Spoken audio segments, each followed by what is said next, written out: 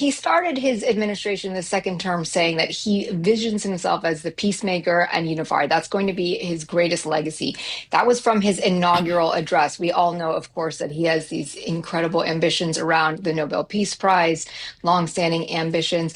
And, one of the questions I get asked most is how could Trump have run a campaign on ending forever wars and being this peacemaker and unifier, and yet find himself throughout the world, really, not just in Iran, but of course, what we're watching right now is Iran pursuing force and force posturing. How do you square that? And I truly think that he envisions the way through to lasting peace in the Middle East, a rewriting of Middle East history, is through this Operation Epic Fury that they have been pursuing for the last 5 weeks. Dr. Newman, if President Trump were your client, what would you tell him here about how to proceed from here?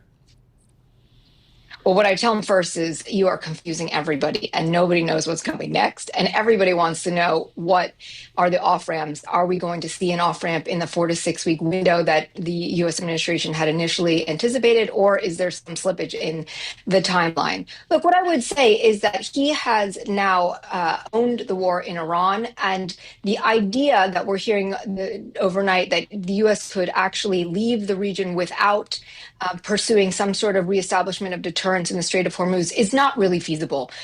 In a sense, they broke it, they bought it. They need to resolve this conflict now, because the idea that the Middle East and the rest of the world will now have to face rising energy prices, energy costs, supply chain disruption, and it's not just to oil and energy, although we know overnight that gas pumps at home are now $4 a gallon, but it's also to aluminum as well as helium. So these are actually components that Trump himself should be caring about. It's to that AI revolution that's happening. So the idea here is they have to reestablish some sort of deterrence over the Strait of Hormuz, whether that is a blockade of Kharg Island, an invasion of Kharg Island, something more military intensive.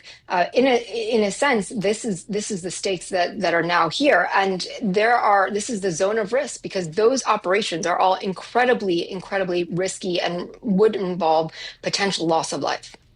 So, Dr. Newman, just even by the tweet this morning from President Trump about talking to other European countries about, hey, if you have jet fuel shortages, that's your problem. We've done the heavy lifting in Iran. We've decimated their military, taken out their leadership.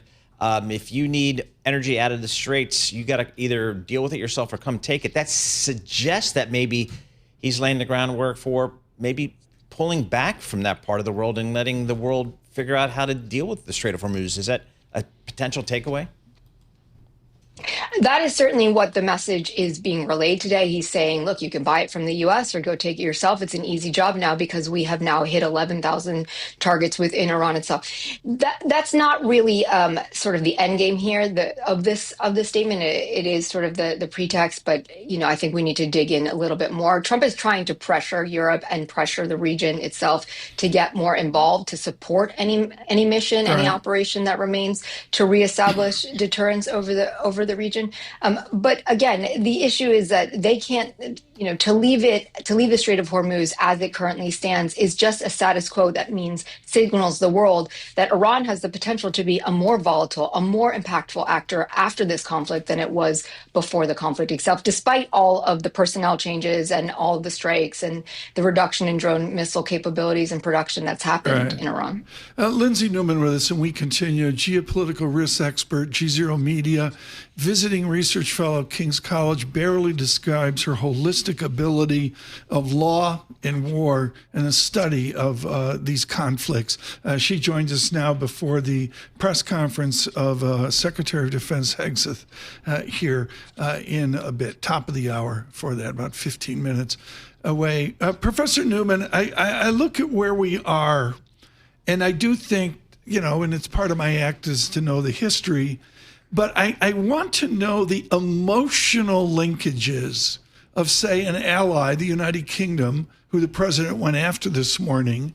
I assume the president's not aware of the trucial states. I assume he's not aware of this real love-hate relationship of the British Empire with the Persian Gulf and the Arab tribes. How attached is the United Kingdom to assisting the United Arab Emirates? The UK is really, what you're pointing to, Tom, which is quite interesting and doesn't get highlighted enough, is how much of geopolitics is actually affected not just by foreign policy, but also about domestic politics. And there is just not an appetite right now within the UK to get involved in this conflict. And we know that the government itself is facing its own various financial, fiscal issues here in the UK. And so, the idea that the UK is just going to throw their hat in quite sort of robustly towards supporting any sort of operation. We've seen the writing on the wall from the very beginning. Keir Starmer did not want to allow the U.S. military to redeploy from Diego Garcia. And then, interestingly enough, Diego Garcia became a target of Iran action. This is a clear signal from the UK government of how hesitant that they are in getting involved, even if they too want to see the Strait of Hormuz reopen. Like regional states, we're hearing behind the scenes these regional leaders are pushing the US to remain involved, to continue to finish the job in Trump's language. But they too are not yet at the position where they're willing to put sort of their own resources behind it. Dr. Newman, it seems like perhaps in one scenario, Iran is stronger now than it was before the war in terms of having influence on the Strait of Hormuz. How does that get resolved?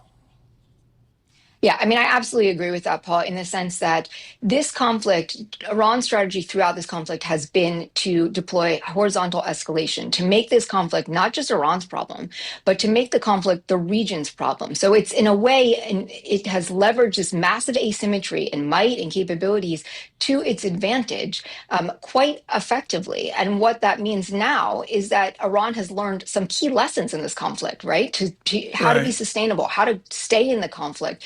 And so in order to, if this conflict were to end today, as I said, the status quo is not sustainable because Iran has learned that it's potentially can subject all of the regional states and the world to its whims going forward.